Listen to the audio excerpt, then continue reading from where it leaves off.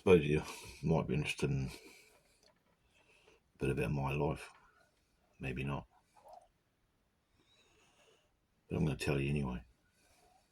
This has to do with what I'm doing now on Truth Heap and where I am now currently in my life. But I'll start at the beginning, okay? This is hard to say. It's hard to remember above anything because of what I'll talk about soon.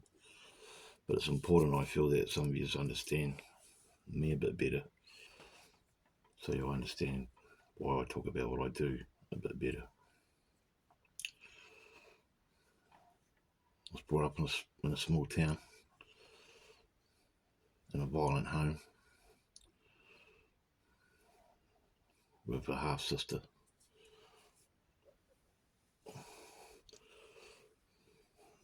Even though my father always taught me and my sister to have an open mind and to ask questions and to believe in yourself, he still at the same time had a strange attachment to the Catholic Church. Even though he never went to church himself, he made me and my mother and my sister go. And I always felt a intrinsic, intuitive awareness that it wasn't what it seemed and that it was bullshit. And he also had a habit of leaving pictures of Christ in the lounge, one big one above a cabinet, a picture of Jesus Christ, and statues of Mary Magdalene near the pot-bellied oven stove and the TV. And he baptised me a Catholic in 1979. But in regard to parenting, he was good, but in a lot of ways he was trash, and so was Mum. They say they tried their best, and a lot of times they probably did. You know, we always had clothes on our back and food in our bellies and that, and the school books and all that, but you know, the emotional abuse, the physical abuse. Granted, I didn't get as much as he got, but when he was growing up. But so he did break the cycle to an extent with me, but he overrid that with emotional and mental abuse, which is sometimes worse than physical abuse. And the whole time Mum was lost in a real bad physical abuse and emotional mental abuse, prison herself. So I grew up, and again, guys, I'm only telling you what I can remember because so much of it I've forgotten, and I only seem to remember the bad stuff mainly. And again, it's because of severe alcohol and drug abuse from a very young age, from the age of 9, drinking alcohol and drugs all the way till this present day, basically, even though I've cleaned it up in the last few years. I always was a loner. I never liked people. I never trusted anyone because of the bullying I suffered from my father, neglect from my mother, and having a stage in my life where I was a crippled child due to a bone disease, and where I was picked on extensively from my fellow classmates and was often, for a small time there, homeschooled and isolated in the school setting and couldn't take part in regular school activities that my fellow classmates did. So that must have done something right. But I always had this intrinsic feeling from a young age that the system was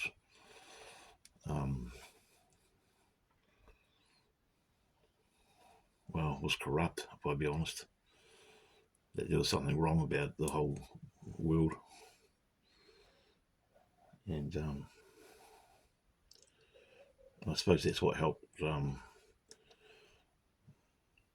made me realise when I officially awakened in 2019, 2020, that it wasn't such a shock. But so, you know, secondary school was another Catholic school like my primary school, bit of a truant.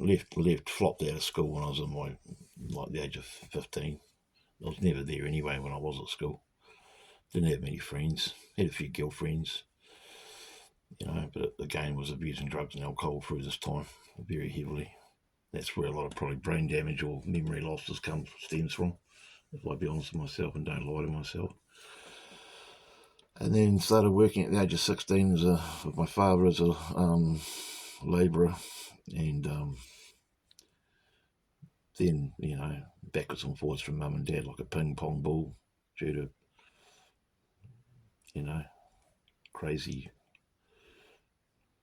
shit coming out of my father's mouth and me not being the son he wanted me to be in his eyes.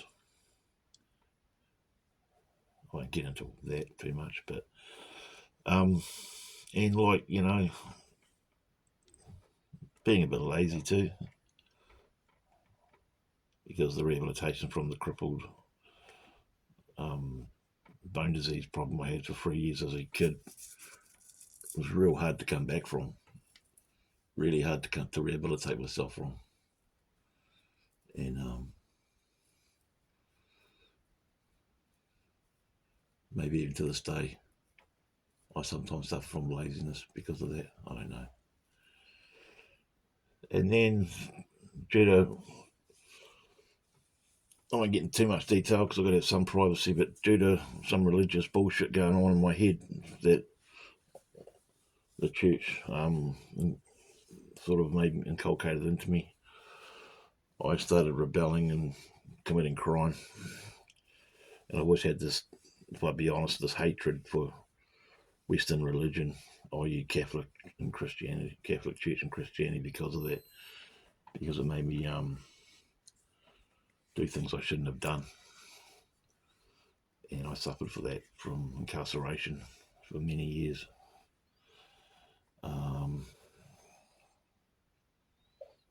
And in between incarcerations was just had the odd job here and there, but was basically in and out and lazy and a drug addict and alcoholic. Broken relationships, lying to people, betrayal. Just wasn't a nice person at all. And, the family life was out the window. The family dynamic was very much fractured and shattered long before that stage of my life. But, so, my 20s and 30s were just concrete walls, basically. Quite a bit of reading between those concrete walls, if you know what I mean. But probably not the best kind of reading.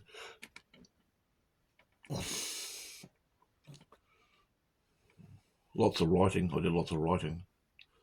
Lots of poetry and lots of creative writing.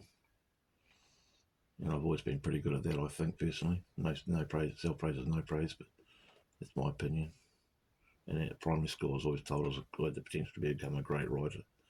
I haven't accomplished that yet. Maybe one day I will, I don't know. Time will tell. So, in my late 40s, I started having enough of it, having enough of the lifestyle, having enough of the drugs and alcohol, enough of the broken relationships and the incarceration. And started making some changes in my life. I won't get into that too much, but I made some good changes, and I'm not getting into them because I have a problem with changing for the better. So that's personal. But anyway, and then started to mellow out. When you get older, you mellow out in the late 40s. And then basically 6 or 7 years I've been awake, whatever that means. I find the terms used quite loosely these days.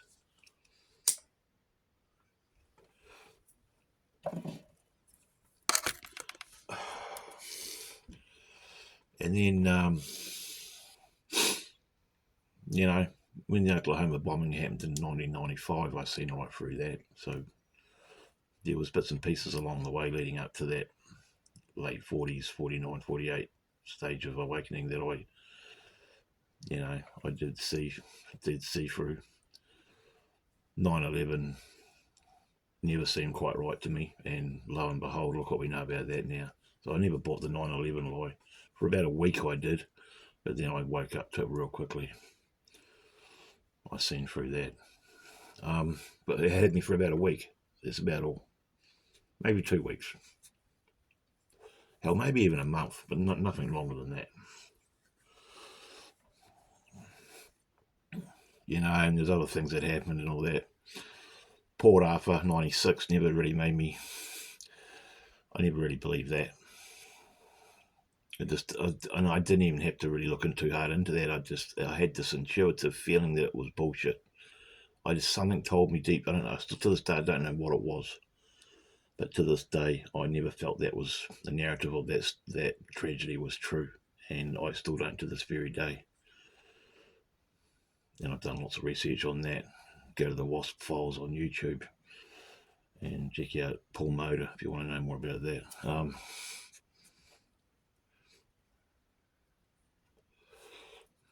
It started getting a bit of Ollie Demigard, and then the Christchurch mosque attack happened. And that really opened a can of worms, because that's in my backyard. It was literally 2 k's away from where I was living at the time it happened. And I still remember where I was that day, just like I remembered where I was the day the Twin Towers turned to dust. And like a lot of people, if I be honest, I thought it was just a hoax and the video was fake. But, you know, after listening to a lot of people talk about it, seeing the video a couple of times on the day and the day after it happened myself, but hearing more research about guys that have watched it frame by frame, I do believe that it did happen. It was just, there was just more than one person involved. And apparently if you watch it frame by frame, it's not all CGI like a lot of people said it was. But the main point we take out of the Christchurch mosque attack is why it happened. It did happen. People did die. My commiserations go out to the Muslim community. But it's all a dialectic. You know, by this stage I knew all about the Hegelian dialectic and problem, reaction, solution, and false flag terrorism, so I knew all about this anyway. But that was the catalyst for my truth research. And for the last 3 or 4 years, solidly, I have been researching false flag terrorism, conspiracies, bullshit religion, perfidy, beguilement, corruption. And in the last couple of years, looking at Christianity psychologically, and it falls apart, that sort of thing. Jordan Maxwell, David Icke, going down those roads, satanic ritual abuse, surviving testimonies. In the last couple of years, natural law.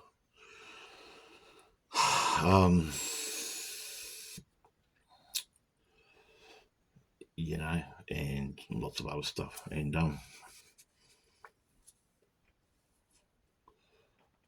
also morality. That's one of the biggest things that's hit me in the last couple of years after listening to Mark Passio and people like that. And looking at the main question, why we don't care enough and why we are enslaved, is to do with our own morality and our own apathy and our own selfishness. But the fact that people just don't even care, I want to know the answer to this question. Why don't people care? And the answer to that is probably a few things, but one of the most probably biggest answers is that a lot of people don't even know that they're enslaved. You know, I've never liked authority, obviously, from stuff I've told you early on in this diatribe. But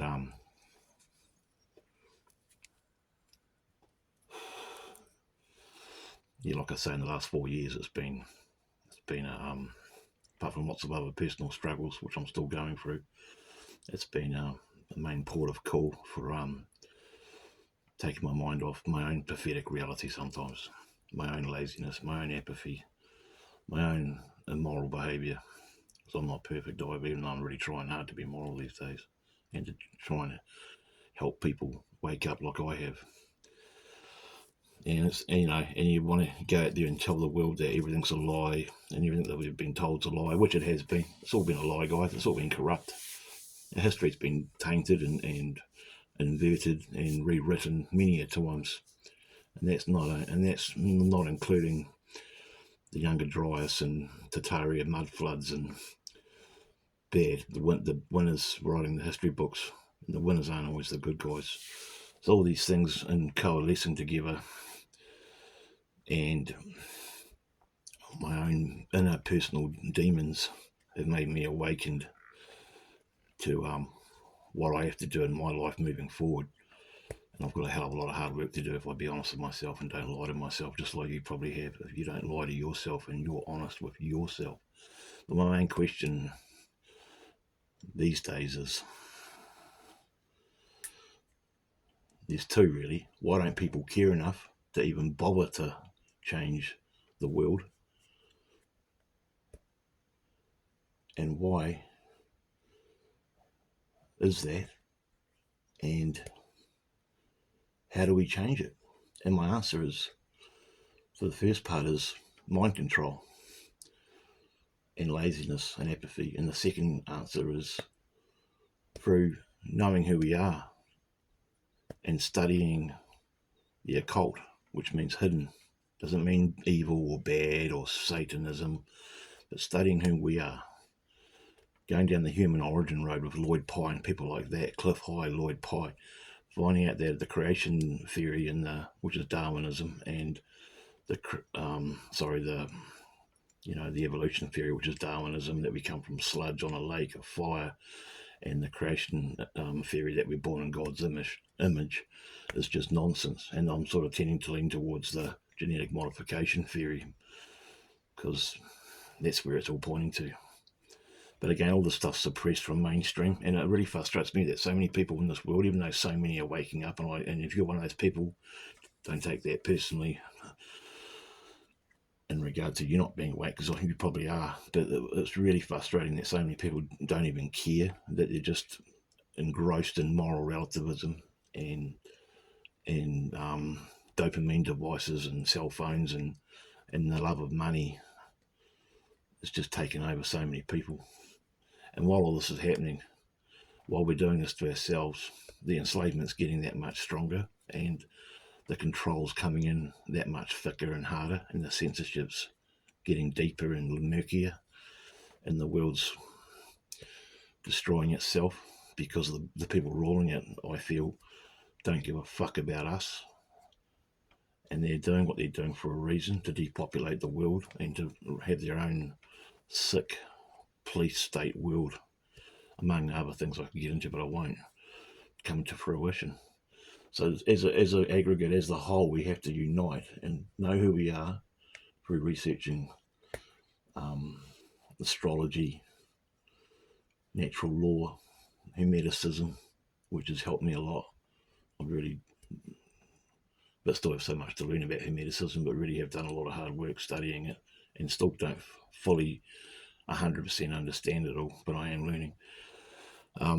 Through these things, they've helped me find out who I am and what I need to do to help myself, which is don't lie to myself and be moral and learn about the deception and try and share it with other people so they know, and try and help motivate people so they can get out of their ignorance,